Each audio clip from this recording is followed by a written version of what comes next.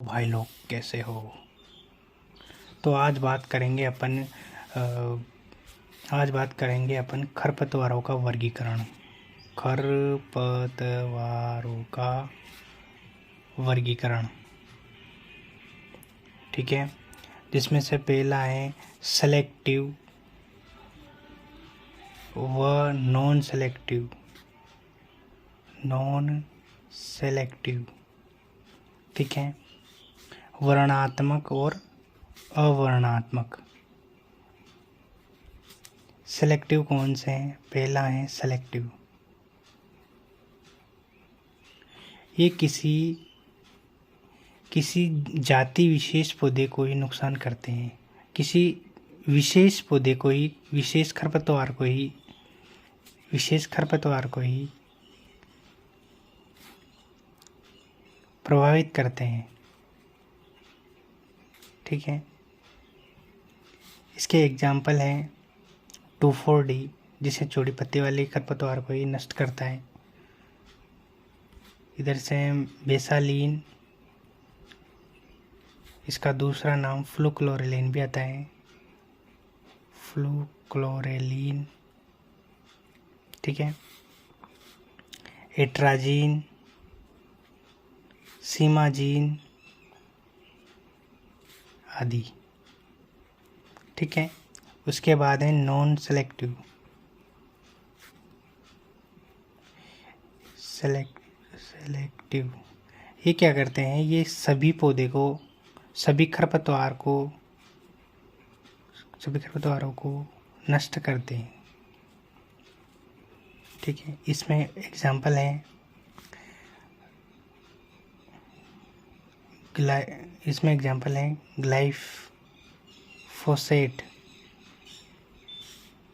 Glyphosate, diquat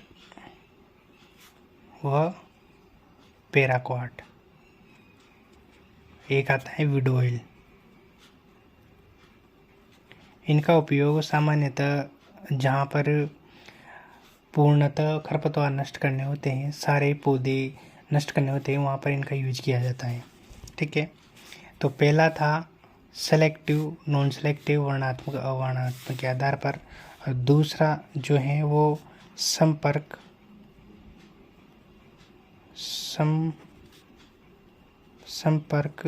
व स्थानांतरित शाकनाशी, ठीक है। जिसमें से पहला है संपर्क। ये क्या करते हैं? ये किसी खरपतवार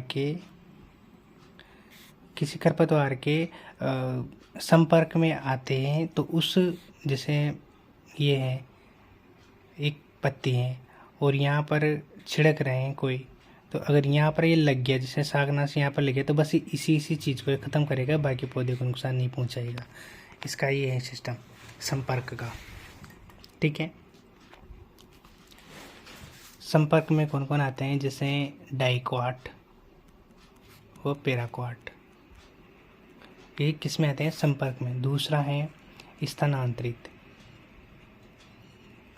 ये क्या करते हैं? जैसे ये पत्ती है और इस पत्ती में यहाँ पर ये लग गया, ये शाकनाशी यहाँ पर लग गया, तो इसका प्रभाव पूरे पौधे में जाएगा, स्थानांतरित हो जाएगा, जड़ों तक इसका प्रभाव जाएगा। तो इसका प्रभाव पत्ती से जड़ों तक जाएगा, ठीक है। इसमें एग्जाम्पल कौन से हैं? जैसे 2,4-D है और 2,4-D है, एट्राजीन है, और इम्पोर्टेंट है ग्लाइफोसेट है, इसमें ये इम्पोर्टेंट है,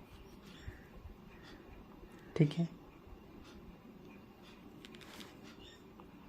अब बात करते हैं अगले विभाजन की। तो तीसरा विभाजन आता है प्रयोग के आधार पर। किस पर प्रयोग कर रहे हैं? प्रयोग के आधार पर। जैसे मृदा सक्रिय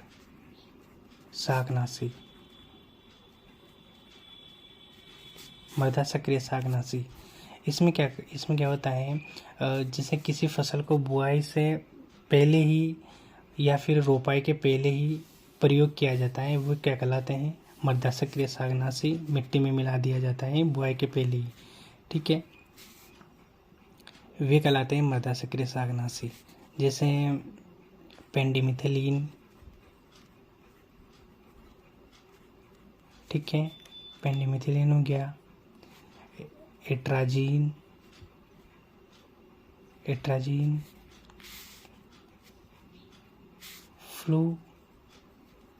क्लोरेलिन,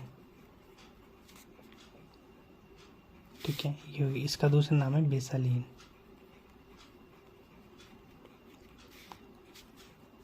इसकी ट्रिक है फा, पेंडिमिथिलिन, एट्राजीन, फ्लोक्लोरेलिन, और ये नहीं है, ठीक है। उसके बाद दूसरा है पत्र सक्रिय। ये क्या होता है, ये जब पौधे बड़े हो जाते हैं, जब पत्ते आ जाते हैं, यानी कि अंकुरण के बाद इनका प्रयोग किया जाता है। जैसे सिंपल है 2,4-D है, ठीक है, सल्फ्यूरोन,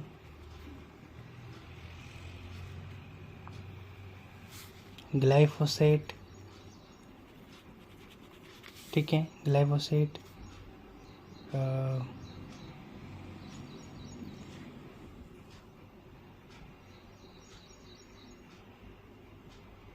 ग्लाइफोसेट हो गया, सल्फ्यूरोन हो गया,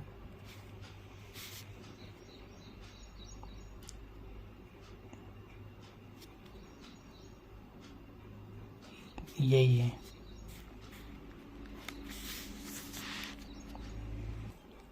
ठीक है, इतना ही है। उसके बाद बात करते हैं अपन प्रयोग के समय के आधार पर। इसमें था, ये चौथा नंबर है, समय के आधार पर। जैसे अंकुरण के बुआई के पूर्व,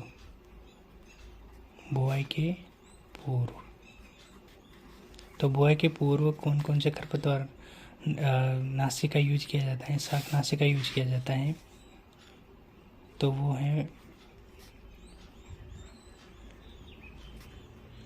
दलहनी फसलों में दलहनी व तिलहनी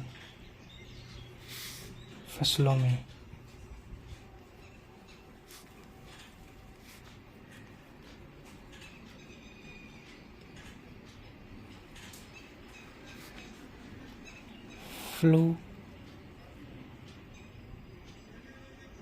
फ्लोक्लोरेलिन का प्रयोग 1 किलोग्राम 800 से 1000 लीटर पानी में करते हैं, ठीक है। अन्य एग्जाम्पल हैं इसके, जैसे ट्राइफ्लोरेलिन,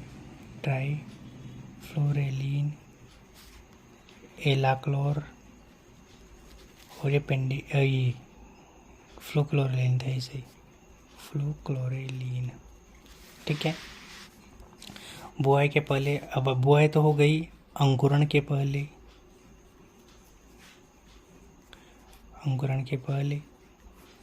तो अंकुरण के पहले किसे जैसे मैं बताऊं, मक्का, बाजरा, ज्वार, इनमें एट्राजीन का प्रयोग किया जाता है 500 ml, इसका प्रयोग किया जाता है, ठीक है। उसके अलावा 700 ml दलहनी फसलों में, दलहनी व तिलहनी में 700 ml पेंडिमिथिलिन का यूज किया जाता है, ठीक है। तो इसके एग्जाम्पल कौन कौन से हैं, इधर लिख लेता हूँ मैं, एट्राजीन, पेंडिमिथिलिन और ब्यूटाक्लोर, और ये एलाक्लोर भी है, ठीक है।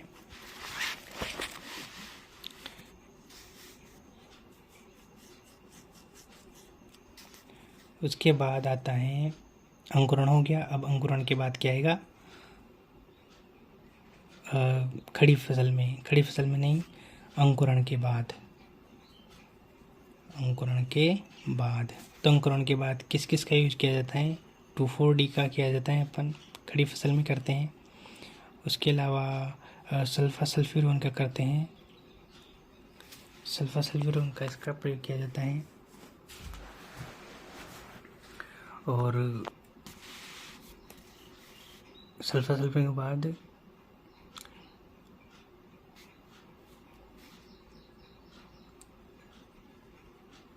इमिज़ाथापीर, प्रोपिनिल, इनका यूज किया जाता है। ठीक है। अगला 5 नंबर का आता है अवशेष के आधार पर। जैसे नॉन रेजिडुअल, या इसे बोलते हैं जीरो अवशेष। ये क्या करते हैं? ये जब इनका खेत में प्रयोग किया जाता है तो ये कोई भी मतलब इनका जो अवशेष होता है वो 2 से 3 दिन तक का ही रहता है, ज़्यादा दिन का नहीं रहता। यानी कि अवशेष नहीं रखते। जैसे ग्लाइफोसेट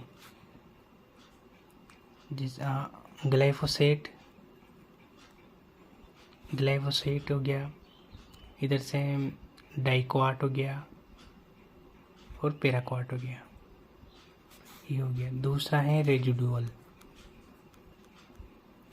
ये क्या करते हैं? ये अवशेषी होते हैं, यानी कि इनका प्रभाव मृदा में बहुत दिनों तक रहता है। ठीक है, इनके प्रयोग से। जैसे 2,4-D 2 से 4 माह तक इसका प्रभाव रहता है। उसके अलावा जैसे ट्राइजिन्स होते हैं, ट्राइजिन्स, सिमाजीन, एट्राजीन, इनका प्रभाव 1 से 2 वर्ष तक रहता है। इम्पोर्टेंट है ना। ट्राइजिन्स का प्रभाव कितना रहता है? 1 से 2 वर्ष तक। उसके अलावा थीमे, इसका प्रभाव 2 माह तक 2 वर्ष तक रहता है, 2 वर्ष से अधिक तक का। ठीक है। और तीसरा आता है धूमक नासी, नहीं,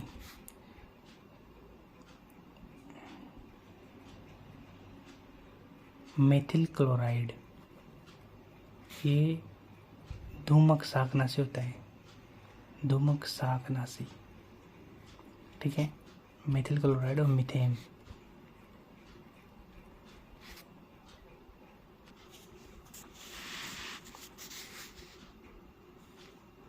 ठीक है, एक क्या होते हैं? ये धूमक शाकनाशी होते हैं, इम्पोर्टेंट है। मिथाइल ब्रोमाइड, ये होता है, ये नहीं होता, मिथाइल ब्रोमाइड। ठीक है, आज के लिए इतना ही।